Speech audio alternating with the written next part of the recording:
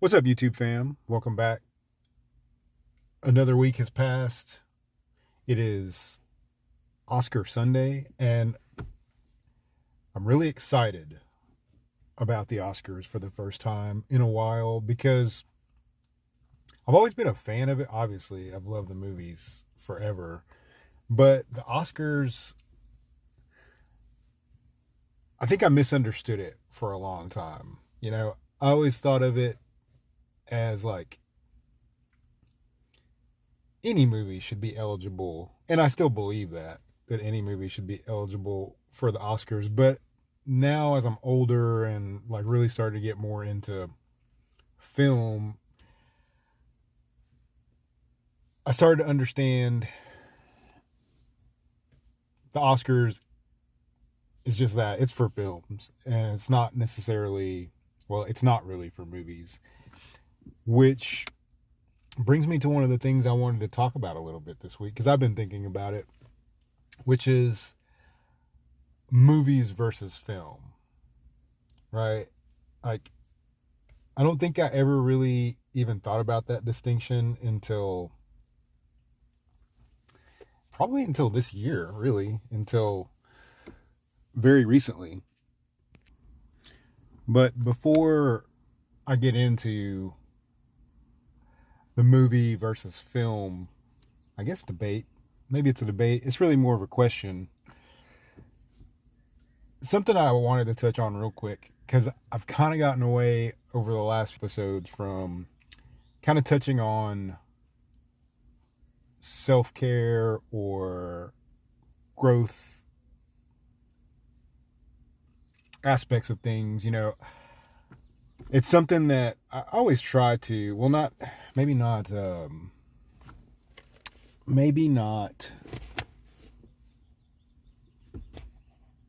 what's the word I'm looking for? Where you actively try to find growth in like characters or film or television, whatever. But, sometimes the stories are just so impactful or like just touch you in such a way that like you can't really help but grow from them. And I did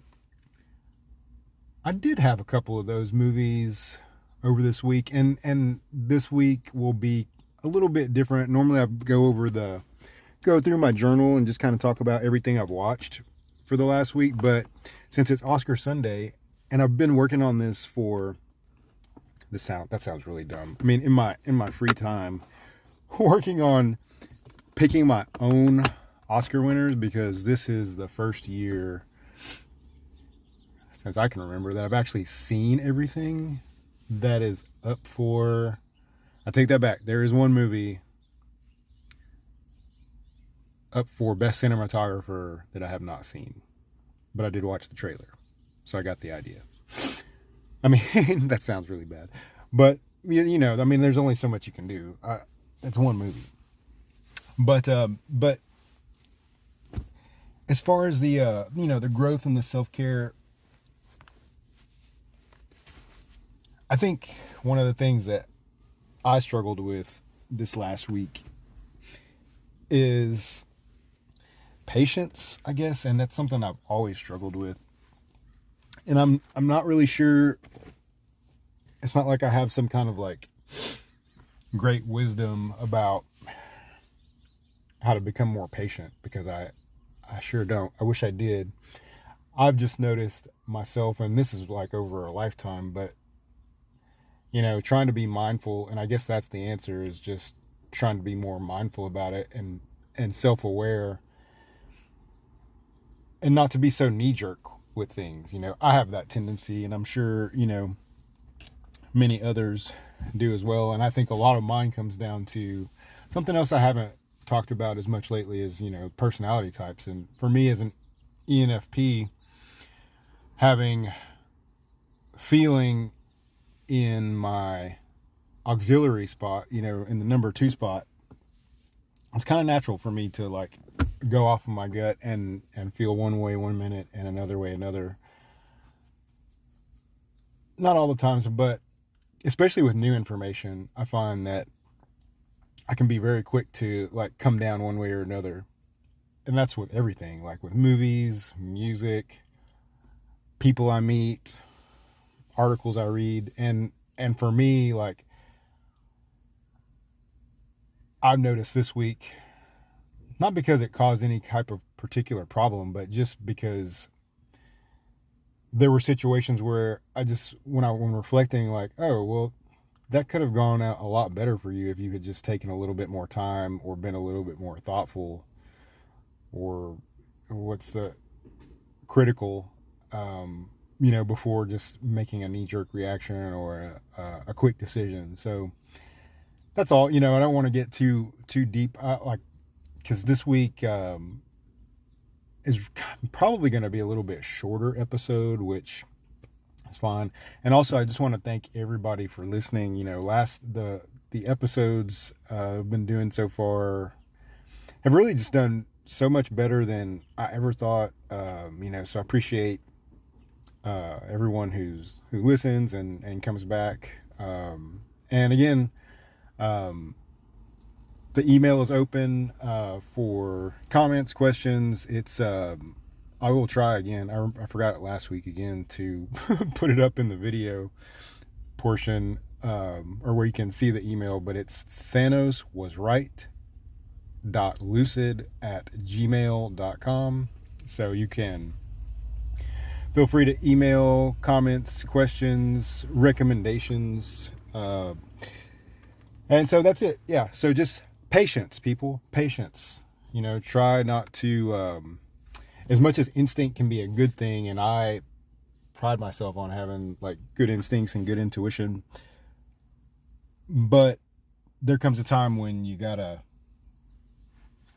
exercise a little patience. Take a little bit more time to like let things sink in and understand why you're feeling the way you are about something. Because maybe that feeling is off, Okay, so enough of the self-help and on to the special occasion. So what I wanted to do for the Oscars was not predictions necessarily, because I don't know, that's just not really, I think that's probably pretty easy. But what I wanted to do as, a fledgling, aspiring artist was really kind of maybe do an alternate Oscars. Basically, so what I did is since I'd seen everything, is I went through and then awarded my own Oscars, right? So I did my own best adapted screenplay, and not for, I'm going to do two, right? I'm going to do one with the actual Oscars, so a true alternative Oscars, I guess, and then an alternative Oscars, a Lucid exclusive, where I'm going to go, because I'm still in the process of trying to watch all the movies that were released in 2023, which I'm almost done, believe it or not. And so once I'm done with that, the plan is, and I think I'm going to do this every year because it's really kind of fun for me, because I just love making lists. But what I'm going to do is choose new Best Picture, Best Director, etc. with movies, actors and actresses, screenplays that were not nominated or recognized. So I think that'll be fun too. For me, maybe not for you. But anyway, so today the main thing, I don't think I'm gonna go through the journal. And also I'm still working on, there's been a great response to the Priscilla and Sofia Coppola content that I've been putting up, which is really exciting to me. She is, like I said in the last part, I'm obsessed with her, and I couldn't remember if I mentioned this, so I'm going to say it now. But one of the things I think is so interesting about her as a director is, and I may have touched on this, but I'll just say it really, is that she's really a photographer first, which so am I. And so I feel this like kinship with her and the way that she sees and like interprets things, or like tries to interpret things for the audience, even though like our subject tastes may, be very different. Like if I was making my own movie, Priscilla would not be at the top of my list, but it doesn't matter, like, really, with her. Like, I think because her movies are so good, or I say good, but good's another word I'm like apprehensive now about throwing around, especially like when it comes to art, but you get the idea. So I'm working on a deep dive on Priscilla, still writing that. So I'm not sure how long that's going to be. I was kind of hoping to get that done this week, but it just didn't happen.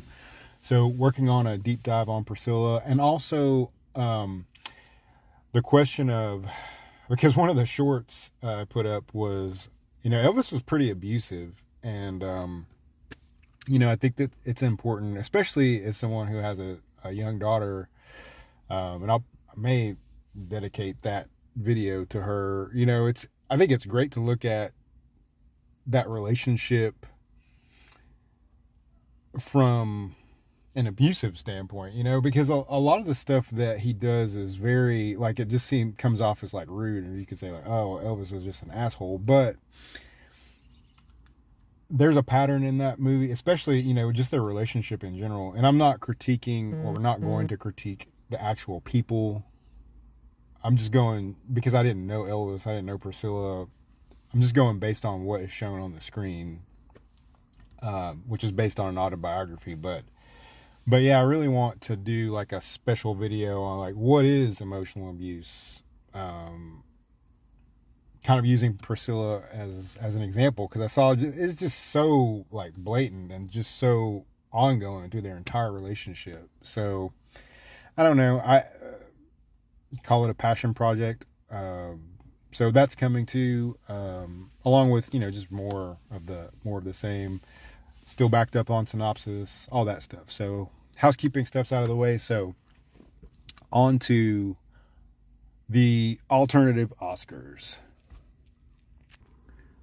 Oh yeah, and I promised, I don't think I promised, but I mentioned I'm going to talk more about it in a later video, but I think it's important, before I go through my alternative Oscar list, the difference between movies and film. And I'm just going to talk really briefly about it, but I think it's important because a lot of the films I think I'm going to name, or that I'm going to talk about as I go down this list here, are things that a lot of people haven't seen, and it's because a lot of the stuff that even gets nominated for the Oscars, because they don't technically qualify as movies, they're really more films. That's the reason why a lot of people just haven't seen them. They don't get wide distribution. They don't go into a lot of theaters, and they're just, because a lot of times they don't have the same budgets. And I'm kind of talking around it. So let me just say it. Okay. So they're both movies and film. They're the same thing in essence, right? You play both of them on your laptop, or you go see both of them in the theaters. The idea, or the underlying essence, though, between the two is that one is typically made for mass entertainment, and the other one is probably more meant to evoke some type of emotion or provoke some type of thought. I mean, obviously, both types want people to go see them in large numbers and like take away, like, well, I would say that movies want you to have a positive experience, and that film just wants you to have an experience. It could be positive or negative, but it just wants to evoke something. And I think that's basically what it boils down to. Like, and I don't want to like go hammer too hard on it, but just thinking about intent. And so that's why I'm trying to think, like, really off the top of my head, one of my favorite films. Okay, so good example. Extraction 2 with Chris Helmsworth is, in my opinion, one of the best action movies of 2023 of the year, right? But it's not going to be, for a lot of reasons, it's not going to be considered for, and it's probably a bad example. There's probably a better, you could say, okay, like The Killer, the David Fincher movie with Michael Fassbender, probably a better example. A masterpiece by any standard, acting, cinematography, direction, adaptation, but probably, like, actually, like when I'm talking talking about that one, like I could actually see making the case for The Killer, but typically, I think because of the subject matter itself, because it's about a hitman, it's probably more, or falls in the lane of entertainment, at least to the people who make these decisions. Whereas like Ferrari, Maestro, these movies that aren't necessarily about having a good time necessarily, but they're about evoking some type of emotion, or like either by visual, like in the case of Maestro, it could be hitting you in all different kind of ways, right? Visual, auditory, like everything. And same with Ferrari to a lesser extent, but I think you get the idea, and that's why I think the Oscars, as much as they want to be bigger, like they'll never be what they want to be, like just by the nature of the types of films that are being nominated. And I think they've struggled with this over the years. And last year, I think they had Top Gun Maverick. I can't remember if it was up for Best Picture, and they try, right? Like Barbie was nominated for Best Picture this year, but and Black Panther got nominated, I think, a couple of years ago. So they're trying, but just based on the foundational idea that those nominations are going to films and not necessarily movies is an important distinction, I think, for people. Like, I didn't really always understand that. Like, when I was younger and watched the Oscars, I just remember thinking, like, God, why are all these, like why isn't Independence Day getting nominated? It made all this money, but it's just not how the Oscars necessarily work. But there are some movies that kind of cross the line. All right, so now that we understand the difference between movies, at least my idea, really briefly, of movies versus film, and we can understand why certain movies aren't going to get talked about in just a second,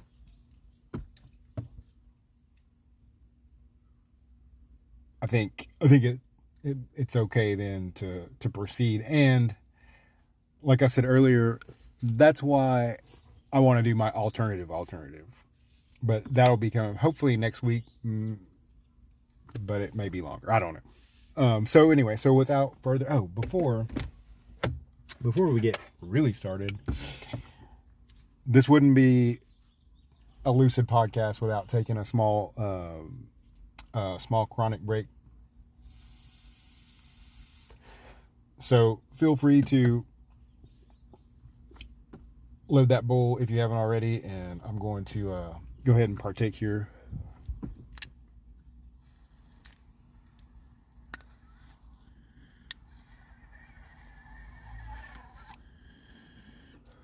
So, first category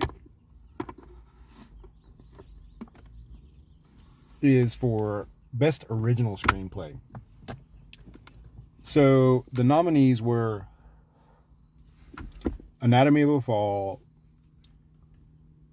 screenplay by Justin Triet and Arthur Hari. Sorry if I messed these names up. The Holdovers, written by David Hemmingson. Maestro, written by Bradley Cooper and Josh Singer. May December. It's got a lot of names. Screenplay by Sammy Birch. Story by Sammy Birch and Alex Mechanic. And Past Lives, written by Celine Song. So maybe I'll say, like, okay, I'll just do my prediction. Who do I think is going to win? for best original screenplay, I think Anatomy of a Fall is going to win. I don't think it's the best original screenplay. My pick for best original screenplay, it was really close for me. I loved The Holdovers. Actually, all of these movies are really good. I mean, it was really a good movie year. But Anatomy of a Fall to me was really just adequate. And well, I'm not going to talk bad about anything. I'll just say my pick. Well, if you don't, let me just give a brief. So Anatomy of a Fall was, if you're not aware, it's basically a courtroom drama. It's a family of mother, son, and dad. So there's three of them. The father dies. The son is blind. And so he's like basically the only witness of, what happened, like, to the father. Well, and he wasn't even really a direct witness, but it's essentially a courtroom drama. Really good, like a good courtroom drama. The blind son is an interesting aspect. The mother, it's even difficult to call her a protagonist because she's like really unlikable, which is what adds to the film. But super solid, but that's all I'm going to say. The Holdovers, which might have a little bit of recency bias. It's really more of a Christmas movie, and I think came out in November or December. But Paul Giamatti and I think a newer guy named Dominic, I want to say Cessna. That's top of the dome there, but fantastic movie. Like, loved it so much. It's going into my what do you call it? My rotation, my Christmas rotation. So next year, Christmas, and like every year, like I think The Holdovers is just going to be in there with Elf and Die Hard. I'm trying to think of my other Scrooged, like just my my staple trading places. The Holdovers, it's one watch. It earned its place. It's basically a crabby old teacher at a boarding school, pisses off the dean or headmaster, gets saddled with babysitting students whose parents aren't picking them up for the Christmas holidays, and it's a struggling, like a kind of a Bad News Bears kind of deal, or like really old movie. Like, what's another more recent Bad News? But basically, like Problem Kids, one in particular, and just really, I guess, kind of like a coming of age for the kid, but also like the teacher, Paul Giamatti, facing some demons of his own, and there's also like I don't know if she's like the head chef at the school, or just like one of the kitchen managers. Like I'm not really sure, but and I can't think of her name, but fucking fantastic movie, The Holdovers. And then Maestro was I think I've definitely talked about Maestro before, the biopic with Bradley Cooper playing Leonard Bernstein. May December, have not mentioned, but I also watched recently, and it's based on a true story. So how that's I guess it's an original screenplay, but it's adapted for, I don't know how that category works. I'm gonna be real. But May December is it's based on the story of the teacher who falls in love with her female teacher who falls in love with her 7th grade male student, and they like have an affair, get married. I think she's pregnant with his kid, like while she's in jail. Crazy. I had totally forgotten about it, and I didn't even realize what the movie's about. But the way that they did it, and let me make sure. I want to say it's available on. I had my other list up here. Available on Netflix. All right, so yeah, Natalie Portman plays an actress who weird, right? goes to visit or goes to study Julianne Moore, who's playing the teacher, the teacher who was convicted of having the affair, and she's like now living with the kid who's grown now. Like I think he's like 20 or 25, something like that.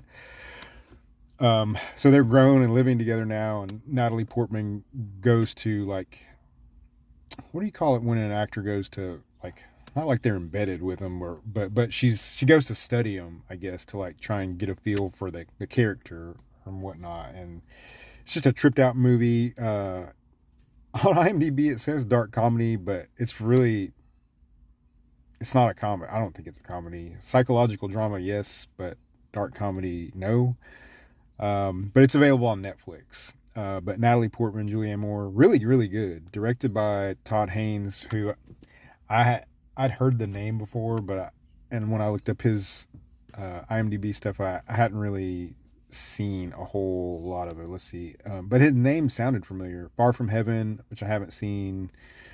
I'm Not There. Carol, Velvet Goldmine, Velvet Underground. Dark Waters is the one I had heard of with Mark Ruffalo, which I think is about fracking, like oil fracking, like in contaminated water, hence the name. But I haven't seen any of those, so I'll probably have to check out some more Todd Haynes, because May December is really good. So if you and freaky as hell, but Natalie Portman and Julianne Moore, really, they're both tremendous in it. So definitely worth a watch. So back to the list here. So May December was nominated, and Past Lives, which I have a review of up on the channel here, written by Celine Song. So best original for me, it just had to go, I'd say, The Holdovers for best original, because it's just the most complete story to me. You know, it has multiple characters on their own arcs. And I think for like the icing or the cherries on top, like it's, oh, not to spoil, I'm not going to spoil it, but I think to tell you like what the cherry or the icing for The Holdovers would be kind of to spoil it. But I think, yeah, it was just the most complete. You know, all the others were great for what they were. You know, Past Lives was an amazing like relationship story. May December is essentially like it felt like, you know what it felt like was a 5-star Lifetime movie. Maestro, amazing biopic. Anatomy of the Fall, 5-star Law and Order episode. So for me, it was like The Holdovers was just kind of like while they were all great, The Holdovers just kind of was like the most complete story to me. So, all right. And then best adapted nominees were American Fiction, written for the screen by Cord Jefferson. Barbie, which is weird. Why would Barbie be an adapted? That's what, yeah, I remember looking at this list now. It's weird to me that Barbie is in adapted, because what was Barbie adapted from? Like, it's not a book. It's not like nothing. Oppenheimer was adapted from the book American Prometheus. Written for the screen by Christopher Nolan. Poor Things, written for this, or screenplay by Tony. It's weird. Some say written for the screen, and some say screenplay by Tony McNamara. And then The Zone of Interest, written by Jonathan Glazer. So, best adapted, I think, is really hard, unless, and here's where it gets weird, right?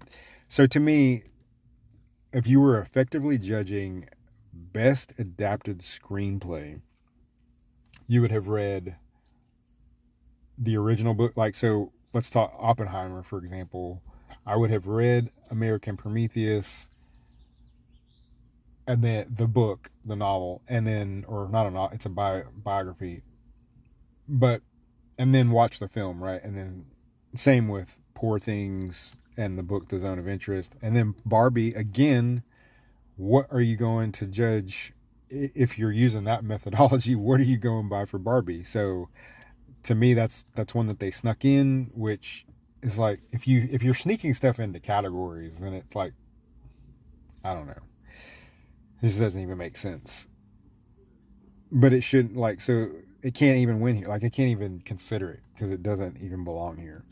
And then American Fiction, same thing there. It's like, I'm assuming it's based on a novel.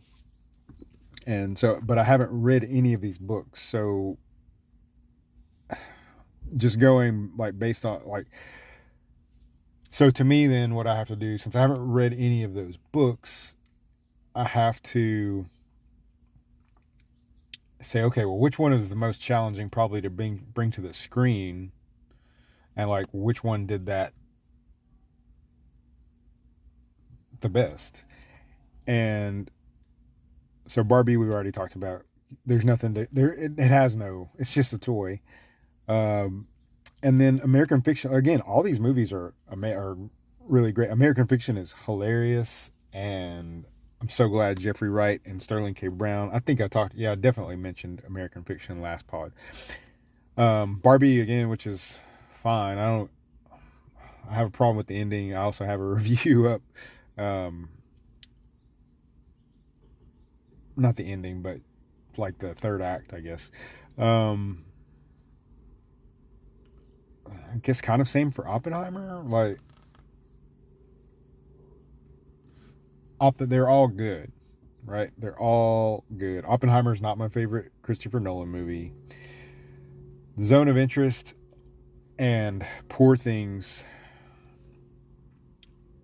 both kind of, I don't want to say game changing for me, but because that's too strong, but they both made a mark on me, I'm going to say.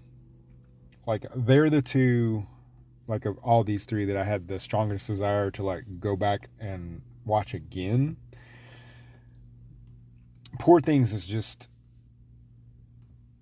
probably one of my highest recommendations of the year. I think it does what Barbie tries to do, and not say what Barbie tried to do, but Barbie was just trying to do a lot, and Poor Things was trying to do like one thing really, really well, which is, I guess, explore like individuality and like what it means to be a woman, like what it means to like assert yourself, and like all that kind of stuff.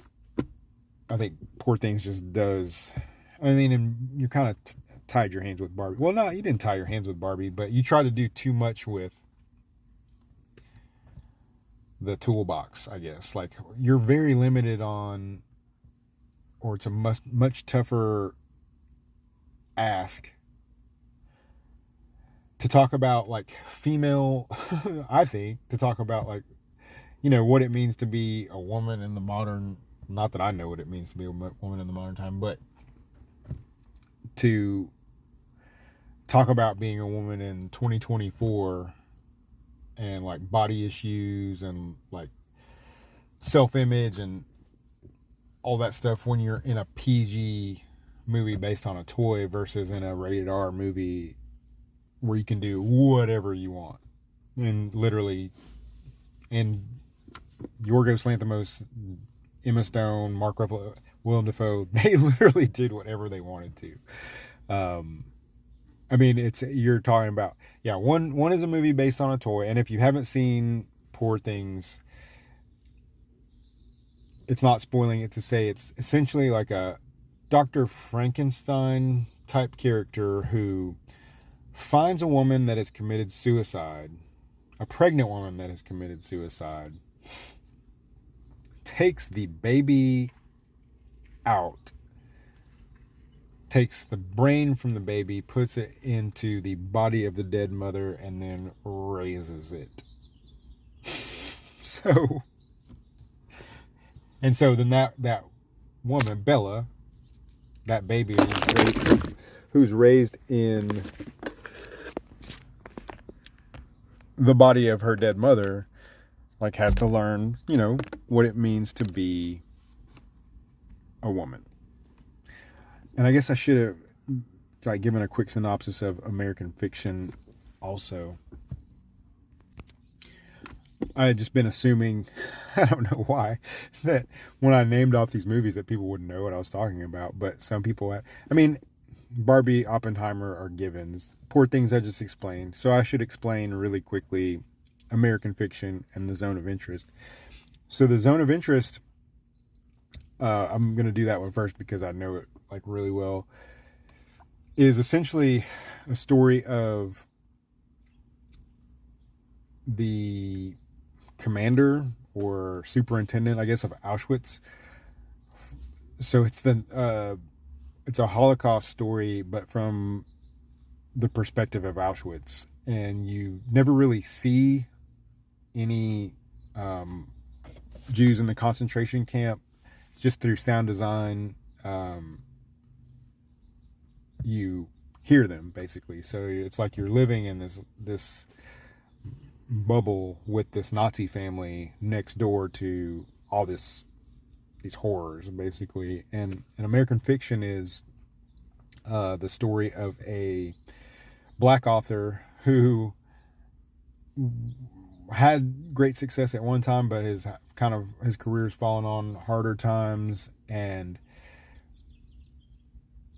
the problem he's finding is that people want him to write quote unquote black fiction, and he just wants to write fiction and be recognized like in that route, whereas he's seeing other authors who are leaning into that stereotype, even though, or they're leaning into it like kind of to sell out and just, you know, make a living and sell books, you know. And it's kind of about that debate, but he's also struggling with traditional family issues, you know.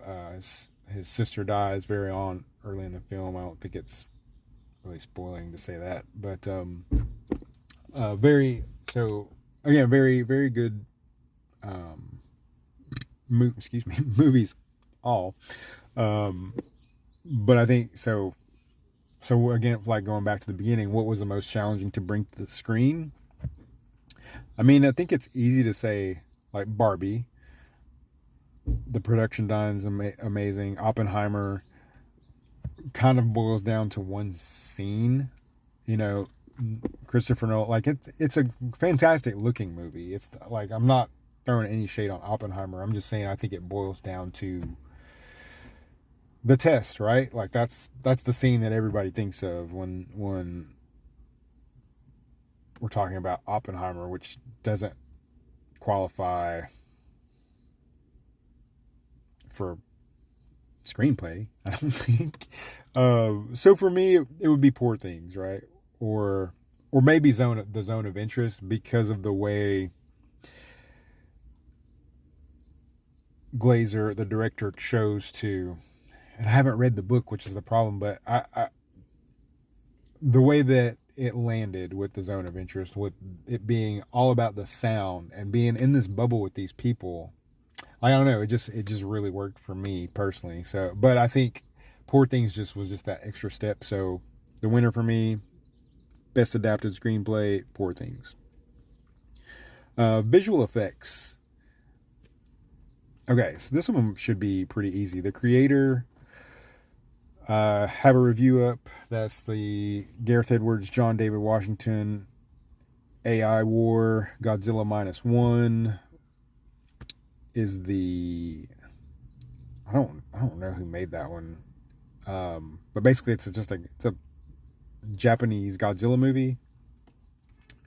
Guardians of the Galaxy Volume 3 is self-explanatory. It was the final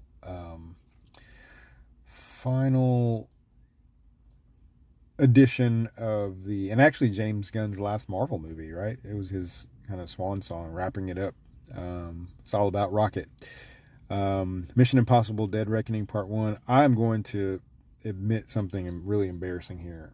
I have given up on Mission Impossible. I know people love it, and it has just become like unwatchable to me. Like I just don't even care about it anymore. Like I understand what it is, like, and it's all about the stunts, right? It's all about the stunts. It's a stunt first movie, where, like, from what I've heard about it, like, that's basically how they write them. Like, they come up with all the set pieces and then they write the story around it, or write the movie around the set pieces. And to me, like, that's why they don't make sense. Because I tried to make sense of the last one. I can't even remember what it was called. And I'm not going to look it up just for that reason. Because, like, if they don't care about the story, like, why should I care about the story? And I would challenge anybody to try and make sense of it, of the last Mission Impossible movie. But yeah, it could win for visual effects. But again, it's like, I don't know. And then Napoleon, which was the Ridley Scott, Joaquin Phoenix, and I think it was a Netflix movie, right? Or was it? Yeah, it was No, it was Apple Plus. Which Joaquin Phoenix was just wilding out. If you haven't seen it, if you're into historical or into period pieces, you've probably already seen it. I don't know if I'd recommend it though. Like, it's kind of like if you're just into like big set pieces and period pieces, like, definitely check it out. But as far as like one to recommend, like, I wouldn't go that far. And I love Ridley Scott. I love Joaquin Phoenix. It just wasn't. So for me, but looking at as far as visual effects out of all of them, I'd say Guardians of the Galaxy probably was just the most all around. Like, there's some sequences like the hallway fight at the end, like they still stick out to me, and I've only seen it. And I did watch most of Mission Impossible, so I understand I get it. And I love Tom Cruise. It's just like, and the creator had some great, like, all good nominees. But I think Guardians, especially because Guardians had a combination of practical and CGI. Like, there were some scenes in space. There was a lot of goop and just some really good, like, inventive things. So I'd say, yeah, Guardians, best visual effects. Sound, I'm already at 42 minutes, so I'm going to go faster. And actually I can, because I've talked about most of the movies now. But sound, the creator, Maestro, Mission Impossible Dead Reckoning, Oppenheimer, and The Zone of Interest. I think that is an easy call, because I already talked about it under not visual effects, but under best adapted. The Zone of Interest had the best sound of, especially of the Maestro. I could see people like making the case because it's like a symphony and it's like Leonard Bernstein and all that stuff. But the reason I would give it to The Zone of Interest again is because of the impact of that sound. Just constantly hearing everything that's going on, or not everything, but a lot of like the terrible shit going on next door, just made such an impact in that movie, like, by design. Like, and it was really great, like the way that they did it. There was like dogs barking and like factory stuff and like, but like people murmuring, like, just excellent stuff. So that's an easy call. The Zone of Interest for best sound. I'm skipping live action short films because I didn't see any of them. Skipping animated short films. Didn't see any of those. Production design. Barbie, Killers of the Flower Moon, which is I'll say briefly, it's also based on a book. It's Martin Scorsese's, I forget the name of the Native American tribe. Was it the Osage? So it's a story about the exploitation of the Osage Indians, like, for their oil and land, with Leonardo DiCaprio, Lily Gladstone, Robert De Niro. Excellent movie, beautiful. Like, the costume, like the Native American stuff, like, was really expertly done. Napoleon, we talked about already. Oppenheimer, like, great suits from the 50s, I guess. Like, so like those three, the period stuff was all great. Like those costume designers did a great job. Like, but obviously like Barbie and Poor Things are the, like the standouts, you know, of these nominees. And I think it just boils down to preference, right? Like it's at that point, because they're both amazing. Like what Greta Gerwig and her people did to bring like Barbie Land to life, and like the same thing for Yorgos, and like bringing like Bella Baxter's world to life. Like I can't. It's just preference. So for me, like I preferred Poor Things, so like that's what I'm picking. But I don't think you can really say like which one was better. Like, to be honest, so I'd say it's probably like in reality a tie. But if I get to pick one, you know, if I had to live in one, I'd live in the Poor Things world, like not Barbie Land. Okay, and then so Best Picture. Ooh. All right, so I think the cool thing is that we have talked or given a summary of all the movies, so I can just give their nominees.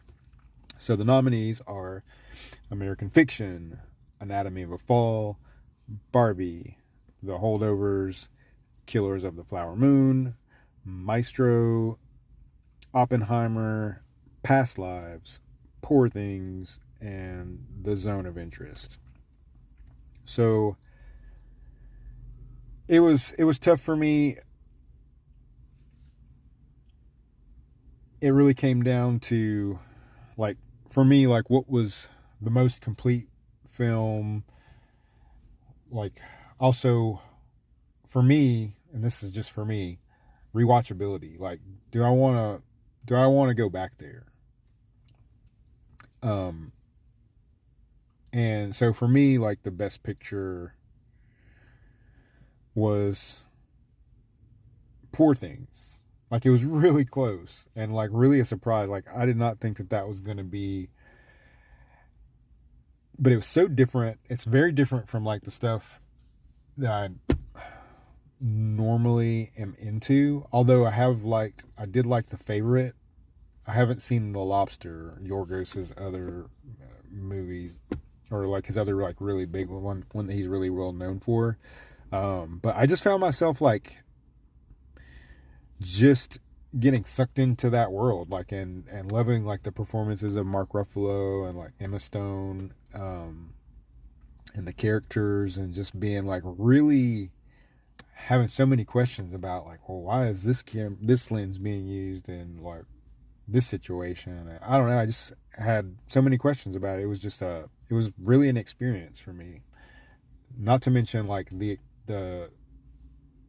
narrative, right? Like of Bella and like her finding herself, and like just how she saw the world and how people saw her and tried to take advantage of her in different ways, and how she like had to survive. Like, it was just fantastic. It was an odyssey. So that was my Best Picture, I guess, from this list of the for 20 whatever this is. This is 2023. No, it's 2024 Oscars. That's weird. So there you go. Best Picture, Poor Things. We'll see who wins. I think Oppenheimer. That's my prediction. I'm skipping Best Original Song because I don't think I've really listened to them. Original Score. This one was interesting, like, because I think I can finally. I've wanted to give Oppenheimer something, so I get their feel. Like, I understand like how that sometimes you just want. I love Christopher Nolan. I'm a huge Nolan head. Oppenheimer just wasn't my favorite. Like, I see why this was the year that they nominated him, because this is the first of his films that fits into their mold, but it's not his strongest one. But I did think the score was tremendous, and the way that it impacted the story, like, is very like tangible. Like, tangible is like the word that pops into my head, but it's not what I was going for. But anyway, so yeah, Dial of Destiny actually made an appearance here too as a nominee. But Yeah, for original score, I would go with Oppenheimer. Poor Things had a great score, but it was so... I would never want to listen to it, but I've actually put on the Oppenheimer score to listen to, like, for writing or doing other stuff, so I kind of got that. And then I am just going to go to, because I didn't see the documentaries. I wanted to. I looked for them, but I couldn't get access to them. So I like documentaries, but so we'll just go to, so best director nominees were Justin Triet for Anatomy of a Fall, Martin Scorsese, Killers of the Flower Moon, Oppenheimer, Christopher Nolan, Poor Things, Yorgos Lanthimos, and The Zone of Interest, Jonathan Glazer. For me, it was simple, at least on this one. Yorgos Lanthimos for Poor Things. To me, it's just the most complete, like, everything, right? And that's what the directors get credit for, is like putting the whole package together. So yeah, getting the performance out of the actors, the right production design, the cinematography, like the buck stops with them. It's just an amazing film. Poor Thing. So that was... So cinematography, that was the one, I think I said earlier, I had skipped, or I didn't skip it, but I didn't get to watch El Conde. I think it's a Netflix movie. I want to say, I watched the trailer. I'm not sure if it's Spanish film or, but it's called The Count. It's a dark comedy, black and white. Looks funny. I had never even heard of it until I looked at this list, and I just didn't have time to watch it. So, but it looks good. But I think for cinematography,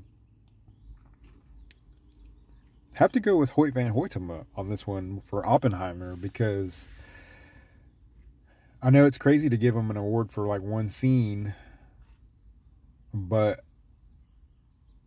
I think they really did something there. Like, he's always finding, with Nope, they were always, or not always, but they had to come up with new techniques, from what I heard from an interview I heard, to get certain looks. And I'm not sure if they had to do anything like that with Oppenheimer and filming the like the nuclear test sequence and all that stuff. So, but it was pretty spectacular, and so I think I can see giving Hoyt the best cinematographer, which he will probably win tonight. So I'd give it to Hoyt van Hoytema for Oppenheimer. I mean, he'll probably win tonight anyway, but there it is. And I didn't get to see most of the animated features, which I don't know how Across the Spider-Verse won't win tonight. But of the ones I did see, it was just amazing. It's really kind of sad that it can't be shit. If it was in the Best Picture category, it'd have a shot. So hopefully it'll win for animated feature.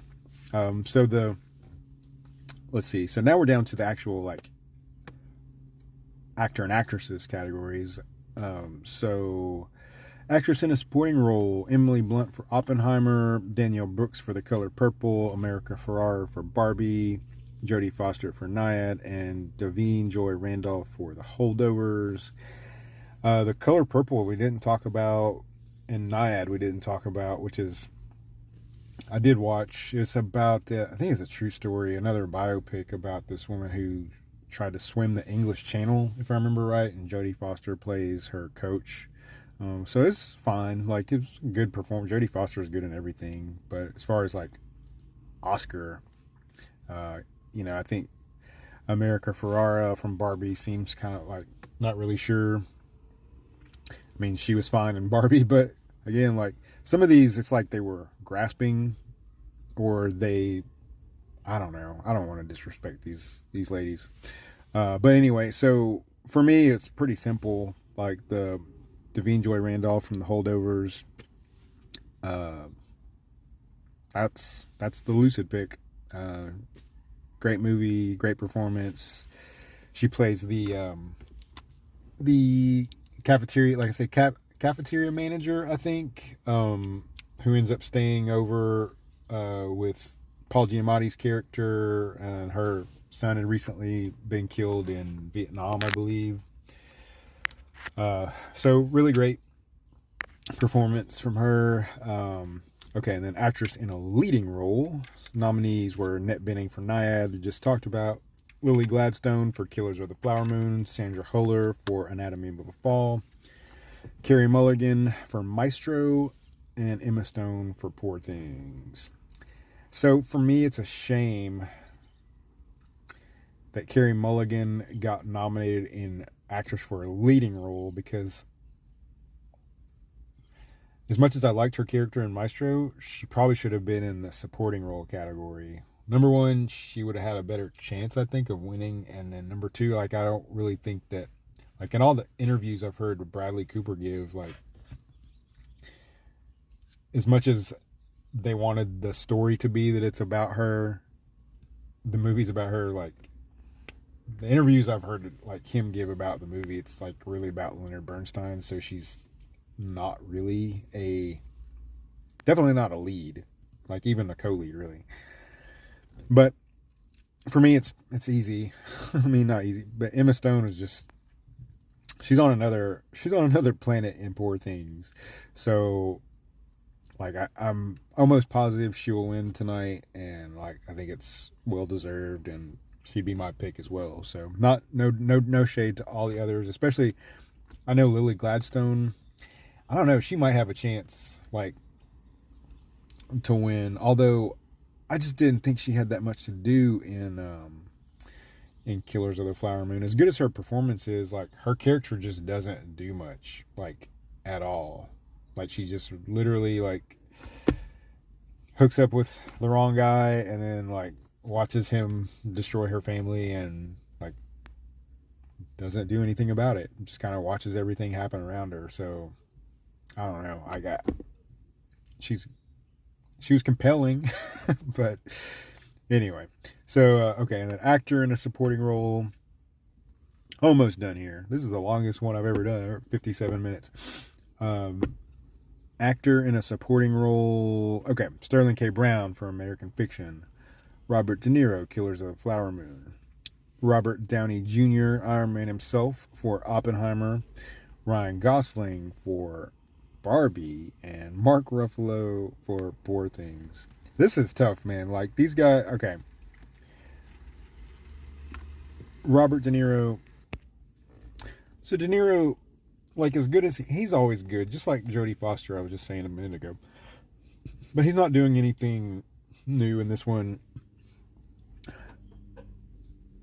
Robert Downey is one of those, like, I want him to win, but do I think he should win? You know, like, would he be my pick?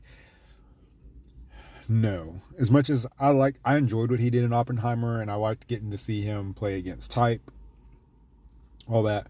Ryan Gosling, same thing. Like, I wish multiple guys in this category could win, because, like, I think Ryan Gosling was the best part of Barbie, but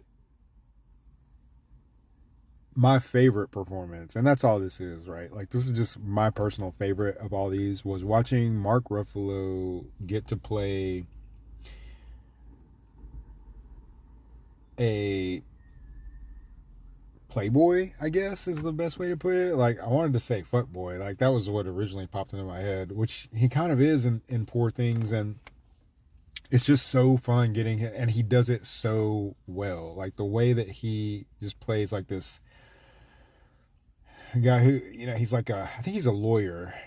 They call him in to do a contract, and he meets Bella, and he becomes infatuated with her, but he's, you know, he's all into, like, the material thing, like the finer things in life. He loves, you know, wine, women, dancing, and, like, too much of it.